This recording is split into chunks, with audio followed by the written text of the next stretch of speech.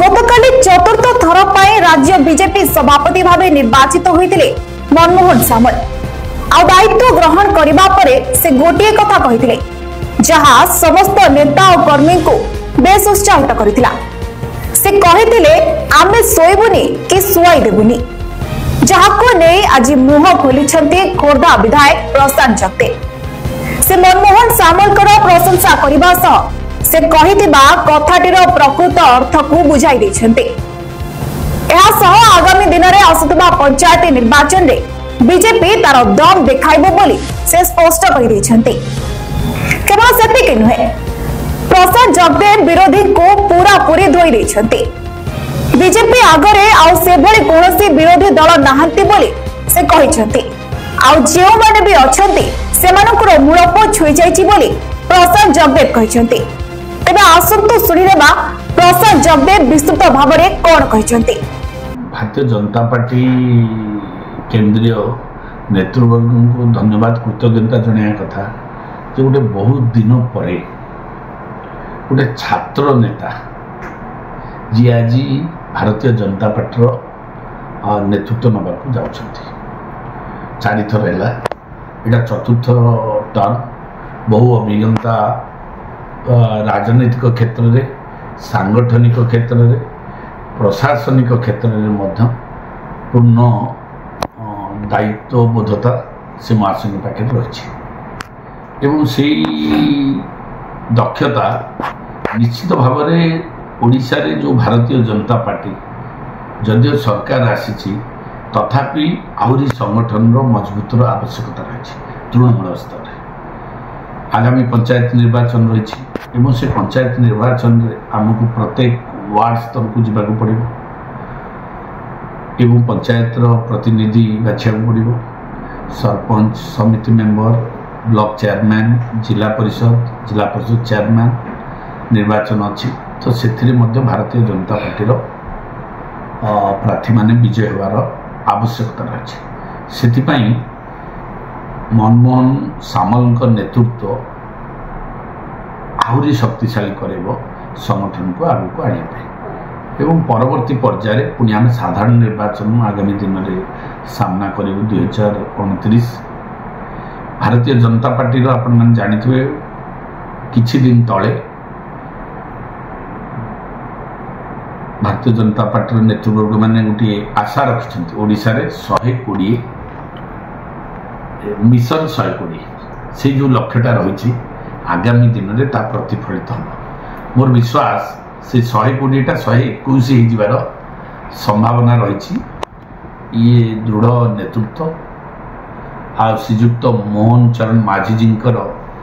मुख्यमंत्री हेबा परे जो लोकों सरकार आसी बर्तमान लोकों भितर जो उत्साह बढ़ी एवं लोकों पाई जो विकसित भारत एवं विकसित ओडिशा यशस्वी प्रधानमंत्री जो निष्पत्ति नहीं से जो कार्यक्रम करुँच तार प्रतिफलन ओडिशा रे हबो। ओडिशा भारत वर्ष रे प्रथम स्थान को जीव ये जो कथा कह जाए दिगरे केंद्र सरकार कार्यक्रम आरंभ करछन्ति। आर प्रतिफलन 121 नंबर विधानसभा रे हबो जेतिकी बड़ ताठू ओडिशा भारत वर्ष रे विकास क्षेत्र में प्रथम स्थान को जीव ये हूँ सबुठ बड़ लक्ष्य। एवं आगामी 25 वर्ष 2036 मसीहा एवं 2047 मसीहा ए 25 मसीहा चली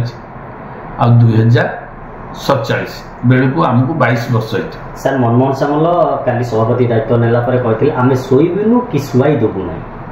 निश्चित भाव में कहुई बहुत महापुरुष मैंने कहते जे बहुत बड़ स्वप्न देखा जो स्वप्न तुमको शुआई दबनी से भली एक विकसित ओडिशा विकसित भारतर स्वप्न यशस्वी प्रधानमंत्री देखिछन्ति, यशस्वी मुख्यमंत्री ताकू देखिछन्ति एवं कार्यकारी करुछन्ति। ताकू मध्य श्रीयुक्त मनमोहन सामल जी ताकू मध्य देह को नहीं से कहते जे आमे शोबुनी कि व्यवस्था को शुआई देबुनी। आगु को पंचायत इलेक्शन अच्छी 2029 आसेम्बली इलेक्शन चलो लड़ईटा सर केमी हम टोटाल 147 रु एथर जी सीट पाई आपड़ भी कहले 120 रु एभव हम आईपी सीट 21 को 21 भारतीय जनता पार्टी आसो एजेंडा कौन रखिए लड़ई किसी हेनी लड़ई हवापाई सामने कौन विरोधी दल ना लड़ई केतबले जिते दुईटाक मुहांमुही थिला लड़ई 2024 लड़ई थिला जितेबले विजु जनता दल षष्ठ थर पर मुख्यमंत्री हाँपाई नहीं से कल बल कौशल देकी लगी सागे आम लड़ुल से लड़ई थी बर्तमान से अवस्था नहीं बर्तमान Bharatiya Janata party comfort zone को आसी जाइए Bharatiya Janata party comfort zone आगे विजु जनता दल सैचुरेटेड माने वृद्ध दल विजु जनता दल वृद्ध होगा तेणुक से दल आउ लड़ार शक्ति ना आउ गोटे पटे कांग्रेस मूल पोछी ओडिशा रे कांग्रेस जाइए मूल पोछी तेणुक लड़ई आउ ना एक तरफा विजय खाली आमको आवश्यकता अच्छी आम जो लोक जो आशा भरोसा लोक जो आम पर विश्वास रखिंट डबल इंजिन सरकार आसला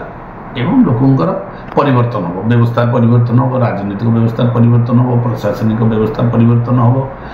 एवं ओडिशार विकास यही कथाटा को आम कार्यकारी कर निर्वाचन लड़ई आउ ना लड़ई हूँ आमर विकास को आग को नवा ये हूँ आम लड़ई बाहर जाए यहाँ विजु जनता दल था विजु जनता सरकार जो 24 वर्ष था ये जहाँ आप कहले यहाँ सब विजु जनता दल 24 वर्ष सरकार घटी किंतु आम आशा करूँ से कथा भी आम संकल्प पत्र अच्छी आम ओडिया भाई माने ओडिया अस्मिता कथा आम जो कहूँ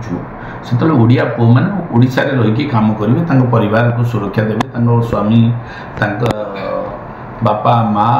एवं स्त्री पिला पाखे रही